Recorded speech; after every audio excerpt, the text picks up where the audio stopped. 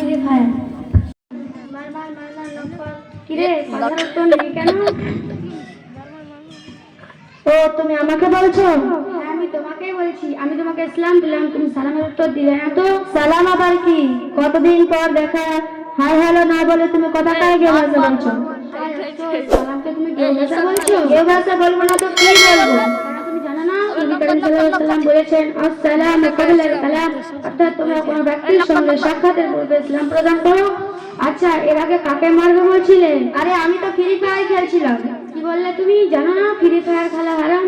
কি তুমি জানো না ফ্রি ফায়ার খেলে তারা বিশ্বকে নষ্ট করে ইসলামকে অপমান করছে, আর সেই টাকা দিচ্ছে যাতে তাদের কামনা আরো বড় হয়। পাবজি একটা জায়গায় দেখানো হয়েছে যে পূজা করা মূর্তির পায়ের নিচে দেওয়া আমাদের পবিত্র কাবা শরীফের ছবি। তাহলে একবার ভাবো তো আমাদের কাবাকে কোন জায়গায় রাখা হয়েছে, আর সেই গেম তোমরা খেলছো, তাদের খেলাচ্ছ তুমি। মহা মুশকিল তো তোমার জন্য আমার গেম খেলাটাই হলো না। আরে দাঁড়াও দাঁড়াও, তুমি ওসব গেম খেলো না। ওই গেম হচ্ছে ইসলামকে ধ্বংস করার চক্রান্ত। তুমি এখনো বুঝতে পারছো না? না আমি এখনো বুঝতে পারছি না। তা বুঝবে কেন? কারণ শয়তান তোমাকে চারিদিক থেকে ঘিরে ফেলেছে। আচ্ছা ইমান কেমন করে নষ্ট করে দিচ্ছে? তাহলে শোনো, এই গেমটি চীন দেশ থেকে এসেছে, আর এই গেমে একজন নারী আর একজন পুরুষকে দেখানো হয়েছে। তাদের তোমরা হত্যা করছো। সেই দুজন কে তোমরা জানো?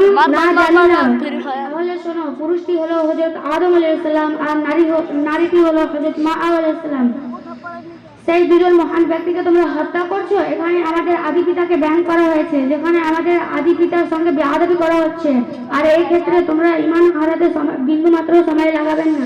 থামো, তোমাদের ওই একটাই দোষ, যেখানে সেখানে ফাতোয়া দেওয়া শুরু করো। আমি ফাতোয়া দিচ্ছি না, আমি ঠিক বলছি। কারণ তুমি জানো না নবী করিম সাল্লাল্লাহু আলাইহি ওয়াসাল্লাম হাদিস পাকে বলেছেন মা তাশাব্বাহা বিসফাহু আমিনুকুম, অর্থাৎ যার সাথে যার মহব্বত তার সাথে তার কিয়ামত। তোমার যদি ফ্রি ফায়ারের সঙ্গে মহব্বত থাকে তাহলে তোমার কিয়ামত ওই ফ্রি ফায়ারের সাথেই হবে। সে যখন হয় তখন দেখা যাবে। তুমি এখনো বলছো যে যখন হবে, তুমি যখন দেখা যাবে। তুমি কি জানো না যে আমাদের প্রিয় নবী হযরত মুহাম্মদ সাল্লাল্লাহু আলাইহি ওয়াসাল্লাম বলেছেন যার সাথে যার মহব্বত তার সঙ্গে তার হাসর হবে। আচ্ছা এর মানেটা কি? আল্লাহ পাক বলেছেন আল্লাহু আলিউল মুমিনিন, অর্থাৎ যারা ঈমানদার তারাই আমার বন্ধু। সত্যি বল, আর আমি পাবজি ফ্রি ফায়ার খেলবো না। আলহামদুলিল্লাহ, সত্যি বন্ধু, বোঝার ক্ষমতা অসাধারণ। আচ্ছা বোন, তুমি এসব কোথা থেকে শিখলে? তুমি কি জানো না সদ্যনগর গ্রামে একটি বানাত মাদ্রাসা আছে, সেখানে তো আমি পড়াশোনা করি। তা তোমাদের মাদ্রাসার নাম কি? আমাদের মাদ্রাসার নাম ইসলামিয়া সিদ্দিকিয়া মাদ্রাসাতুল বানাত ও এতিমখানা।